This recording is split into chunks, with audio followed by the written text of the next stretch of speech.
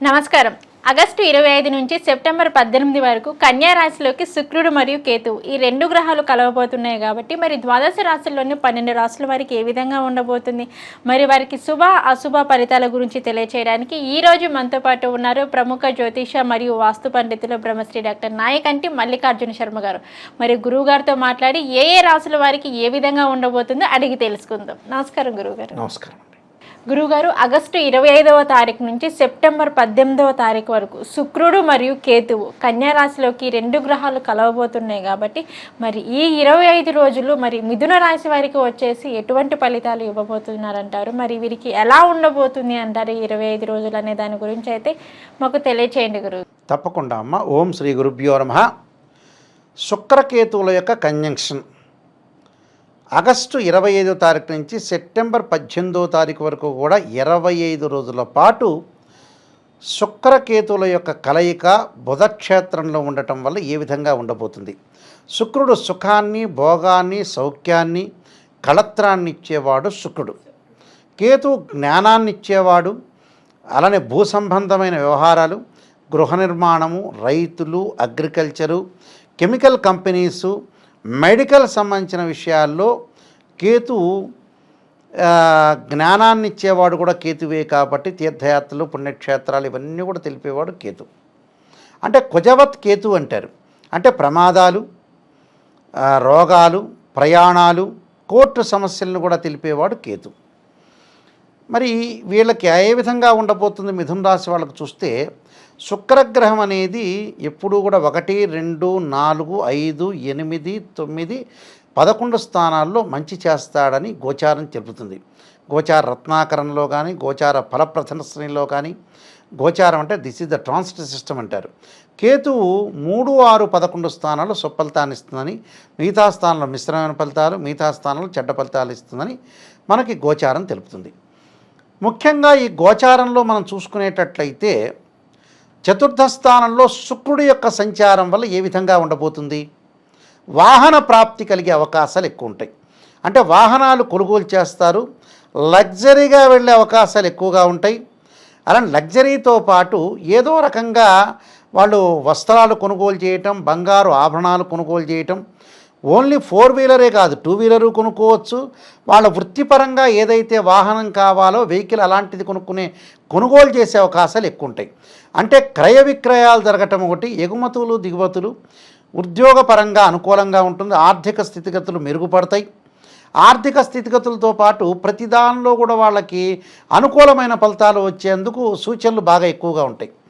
అంటే ఉద్యోగంలో కొంత ప్రమోషన్లు రావటమే కాకుండా వ్యాపారంలో కూడా వివిధ వ్యాపారాలు చేయాలని ఒక ప్రణాళికాబద్ధంగా వెళ్ళే అవకాశాలు ఉంటాయి.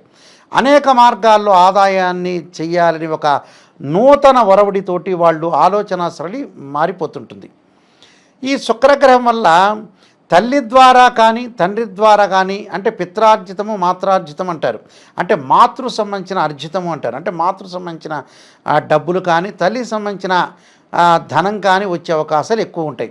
అంటే తల్లి తరఫున బంధువులు కానీ, తల్లి కానీ, తండ్రి కానీ, తండ్రి సంబంధించిన బంధువులు కానీ, వీటి ద్వారా కొంత డబ్బులు వచ్చే అవకాశాలు ఎక్కువ ఉంటాయి. అంటే ధనం మూలం మిదం జగత్, అంటే వీళ్ళకి డబ్బులు వచ్చే సూచనలు బాగా ఎక్కువ ఉంటాయి.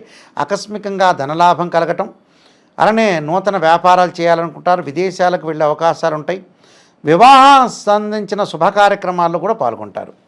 అంటే వివాహ కార్యక్రమాలు, మంచి సంబంధాలు రావటం, గతంలో ఏదైతే సంబంధం రాకుండా, చాలా సంబంధాలు కూడా రాకుండా అబ్బాయి మెచ్చటము, అమ్మాయి మెచ్చటము కొన్ని జరుగుతుంటాయి ఇన్సిడెంట్స్.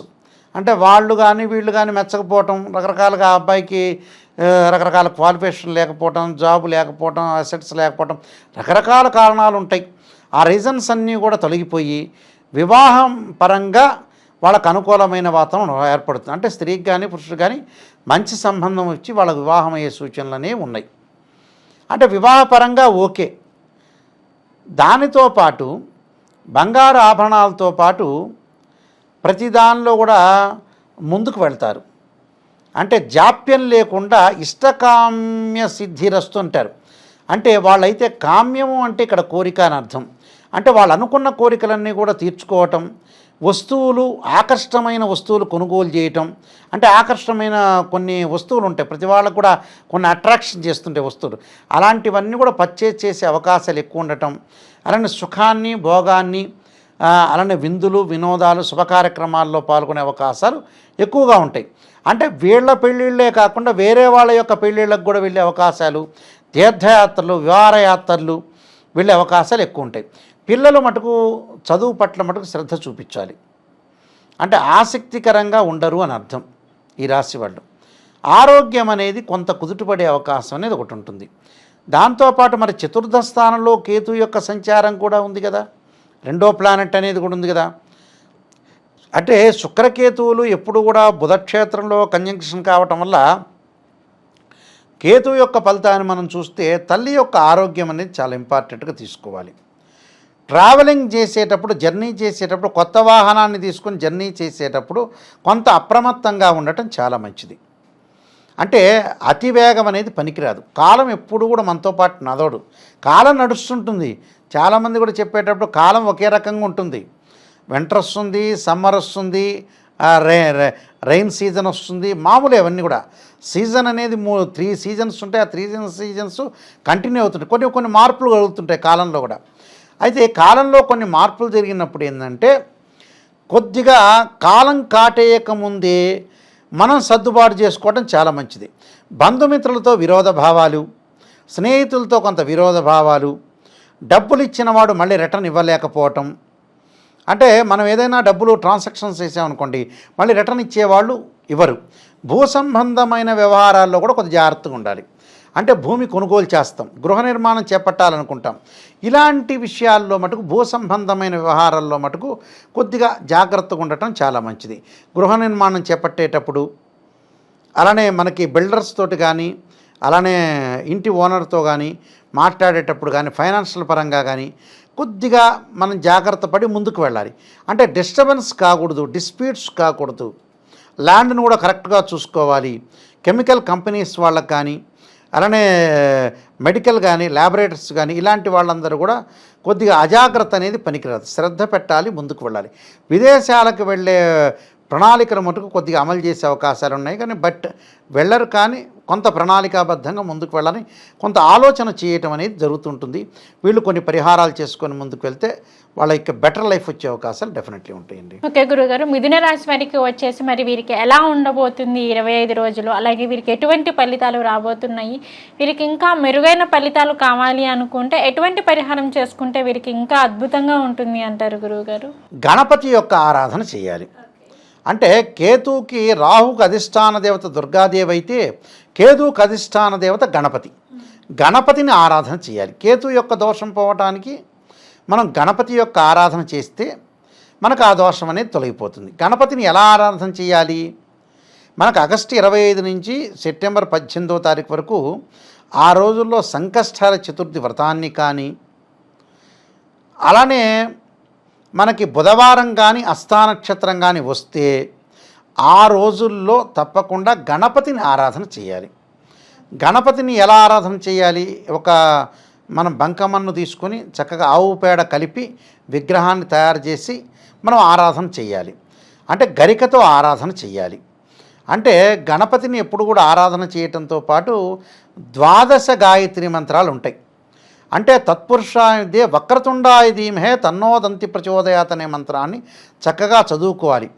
అంటే బుధవారం కానీ, బుధహోరలో కానీ, ప్రదోషకాల సమయంలో కానీ, అస్థా నక్షత్రం ఉన్న రోజున కానీ గరికతోటి ఆరాధన చేయాలి. గకార అష్టోత్తరంతో గణపతిని పూజ చేస్తే అంటే వీళ్ళ కాలయాపన జరుగుతుంటుంది జీవితంలో. ఆ కాలయాపన పనులు జరగకపోవటం, సందిగ్ధ స్థితి ఏర్పడటం, మానసికంగా ఒత్తిడి. అంటే కాలానికి విఘ్నం లేకుండా, మనకి విఘ్నం లేకుండా, ఏ విఘ్నము జరగకుండా విఘ్నేశ్వరుని ఆరాధన చేయాలి. చేయటం వల్ల ఏంటంటే లైఫ్లో ఏది కూడా మనకు విఘ్నం లేకుండా ఉంటుంది. కాబట్టి మనకు జాప్యం తగ్గే అవకాశాలు ఉంటాయి. కాబట్టి మనం గణపతిని ఆరాధన చేస్తే మనకు మంచి జరిగే అవకాశం ఖచ్చితంగా ఉంటుంది. ఓకే గురుగారు, మిథున రాశి వారికి వచ్చేసి ఎటువంటి పరిహారం చేసుకుంటే వీరు ఇంకా అద్భుతమైన ఫలితాలు పొందుతారు అనే దాని గురించి అయితే మాకు తెలియజేశారు. ధన్యవాదాలు గురువుగారు. నమస్కారం.